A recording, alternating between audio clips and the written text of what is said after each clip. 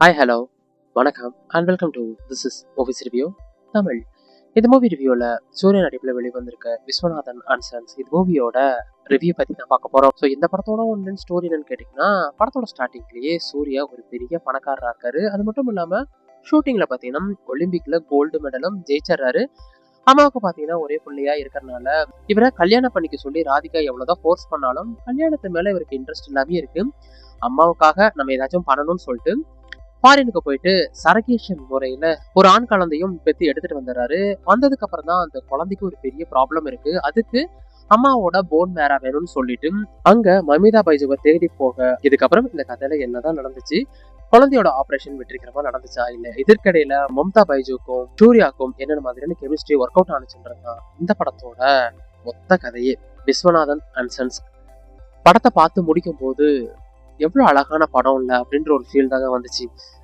என்ன கேட்டிங்கன்னா, இந்த படம் நின்னதுக்கு காரணமே எல்லாரோட பர்ஃபார்மன்ஸ் தான். முக்கியமாக சூர்யாவா இருக்கட்டும், ராதிகாவா இருக்கட்டும், இல்லை மம்தா பைஜுவா இருக்கட்டும், 3 பேரும் பார்த்தீங்கன்னா போட்டி போட்டு நடிச்சிருக்காங்க. சூர்யா அவருக்கு உண்டான அந்த சாமிங்கான பர்ஃபார்மன்ஸாக இருக்கட்டும், தரமான ஆக்ஷன் சீக்வன்ஸாக இருக்கட்டும், இல்லை ராதிகாவை நினைச்சு அவர் உடஞ்சு அழுகக்கூடிய ஒரு சீக்வன்ஸ்னு சொல்லிட்டு சூர்யா ஒரு பக்கம் ஸ்கோர் பண்ணா கூட ராதிகாவுக்கும் மம்தா பைஜுக்கும் உண்டான அந்த கெமிஸ்ட்ரியா இருக்கட்டும், அந்த சின்ன சின்ன சண்டையா இருக்கட்டும், எமோஷனல் சீக்வன்ஸ்னு சொல்லிட்டு இந்த படத்தை அவங்களோட பர்ஃபார்மன்ஸ் தான் தூக்கி நிறுத்திருக்கு.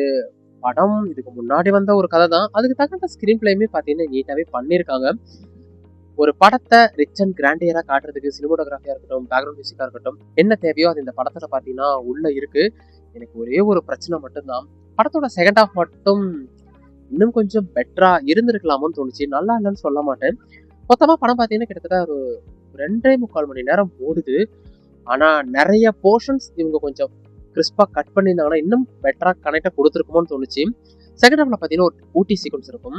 அந்த சீக்வன்ஸ் வச்சனால தான் நிறைய இடங்கள் எமோஷனலா கனெக்ட் ஆயிருந்தா கூட இன்னும் கொஞ்சம் பெட்டரா கொடுத்துருக்கலாமோ அப்படின்ற ஒரு ஃபீல் தாங்க வந்துச்சு. மற்றபடி பெருசா இந்த படத்துல எனக்கு குறை சொல்லலாம் தோணலை. வாய்ப்பு கிடைச்சா ஃபேமிலியோட இந்த படத்தை ஒன் டைம் வாட்ச் பண்ணி பாருங்க.